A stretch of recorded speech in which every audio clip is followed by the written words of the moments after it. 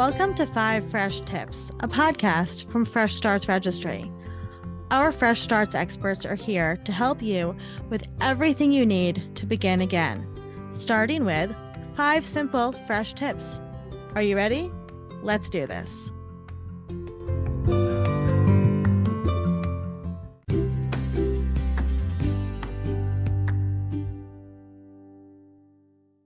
Hi, I'm Megan Irwin, a social worker, therapist, and Fresh Starts expert, and I'm here today with 5 fresh tips to help you navigate grief and loss. 1, kind of a hot take, there are no stages of grief.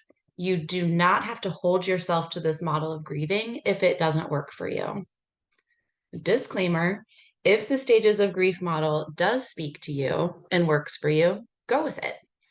So much of grief work is about finding what makes sense to you and just going with it. But many clients I work with are challenged by a stage-wise approach to grief because it makes it feel like our grief should be linear, which it's not, and it doesn't match with their emotional experience.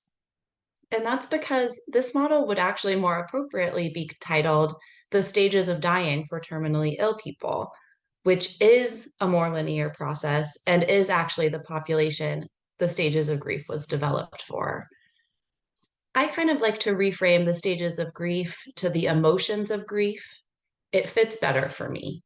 When we are the people left behind, we can often feel all of these emotions: anger, bargaining, anxiety, depression, denial, acceptance in a single day. Sometimes we don't feel some of them, sometimes we don't feel any of them. And so if you're holding yourself to the idea that you need to move through these stages, you can just release that. We don't move through grief. We learn to live with it, and we discover how to build a life alongside it. 2, engage in the tasks of mourning. Developed by J. William Warren, this framework seems to fit more naturally to the grieving process, at least for me personally and for most of my clients. The tasks of mourning occur in no particular order and on no timeline.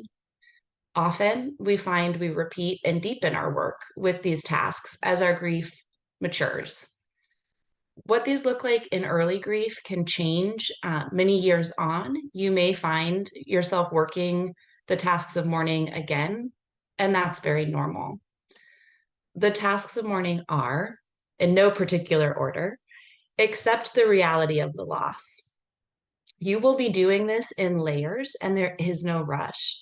The reality of the loss will hit you early on, and then again with each milestone and anniversary where your person isn't there. Acceptance is really the work of a lifetime. You are not asked to accept in a way that says, I'm okay with this, but rather in a way that just says, this has happened. The next task of mourning is to process the pain of the grief. And again, layers. Grief is processed cognitively. I know this person is gone. Grief is processed somatically. My body aches to hold this person again.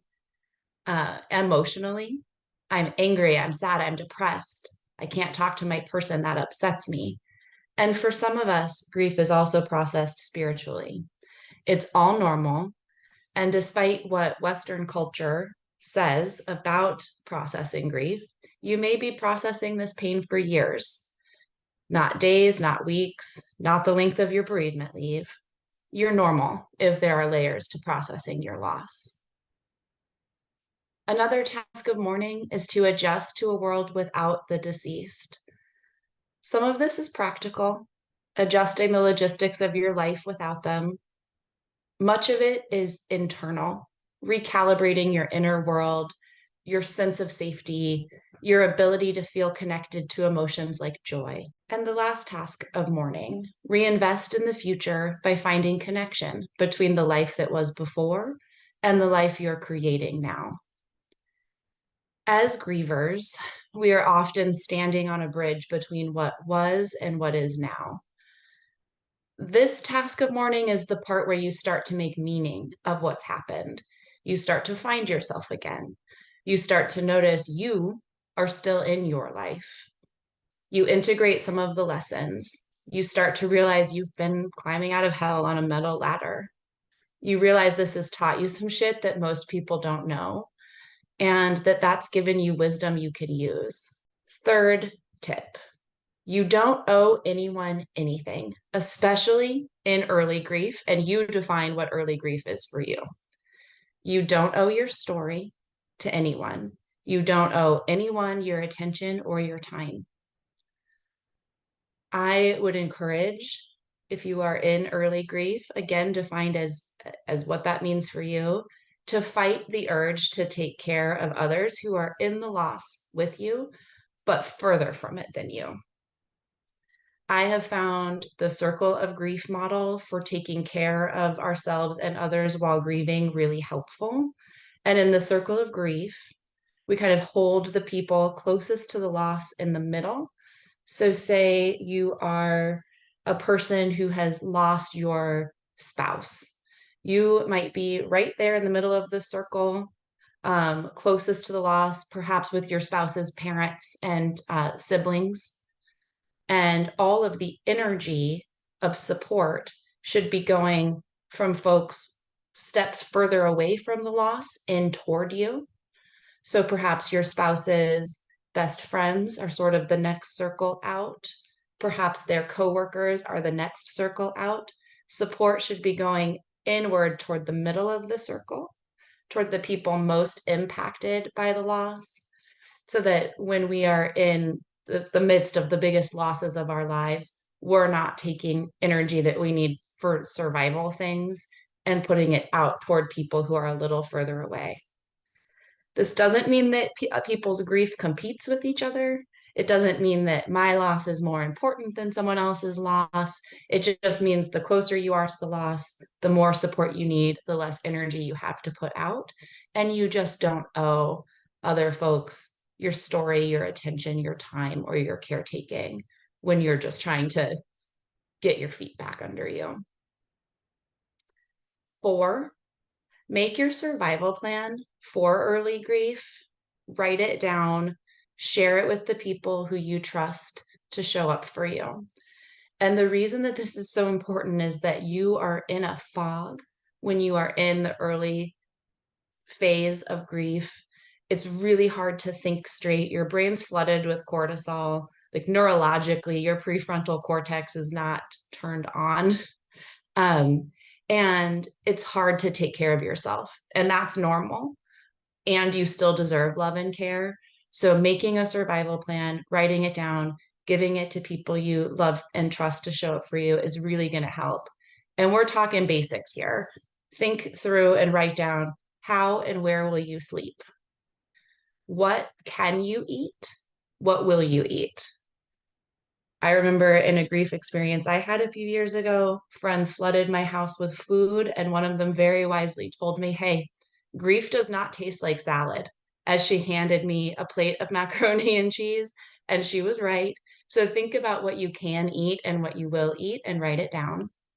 Write down reminders for yourself to do things like drink water, go to the bathroom, brush your teeth, take a bath or a shower. If that's too much, have wet wipes on hand to wipe yourself down. Write down and think about the logistics that need to be handled. After a loss, there can be quite a lot of logistics that need to be taken care of. And think about who you're trusting to handle them. Again, in my own grief experience I had a few years ago, right 2 weeks after the loss, my cat got very sick. And I knew she needed to go to the vet, and I could not get myself to do it. Put that in my plan, delegated it to a friend, actually my personal trainer. And that woman, bless her, this was in the height of COVID, went and sat with my cat out in line outside a vet for 4 hours waiting to get her seen. The cat wound up living another year, thank God. That was the kind of task I could never have done.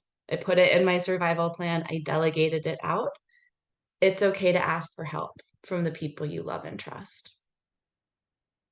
And the final tip for navigating grief and loss, 5, maintain the rituals of mourning over the years. As human beings, part of how we make meaning of a loss is to follow the rituals of mourning. It's an extremely important part of the recovery process. And over time, the people around you who are less close to the loss might seem to let their grief fade. Maybe they are, maybe they aren't. We have no way of knowing how other people feel and process. But it is normal to start to feel like you're sort of alone in your loss when you're very, very close to the person who passed away. Resist the urge to feel like you need to have moved on in the way that it seems like others have moved on. Allow yourself to find and practice the rituals of mourning that matter to you, that help you feel close to your person.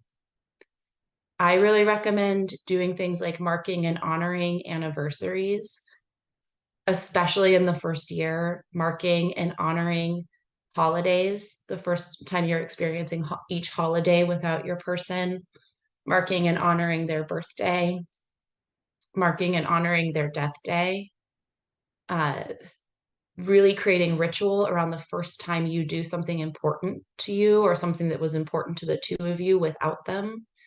These are profound moments. You can ritualize them, you can honor them, and you can do that as many months and years into the future as you need to, as feels comfortable to you, as feels right to you. Just do it as long as it feels natural to you. I think honoring our dead through ritualized tasks and mourning rituals is a really wonderful way to continue to feel close to them, and something that we don't normalize enough in American culture. So I hope these 5 fresh tips are helpful to you in navigating grief and loss. Remember, you can always find me at Fresh Starts Registry in the Expert Guide. I'm Megan Irwin, and never forget, we're proud of you.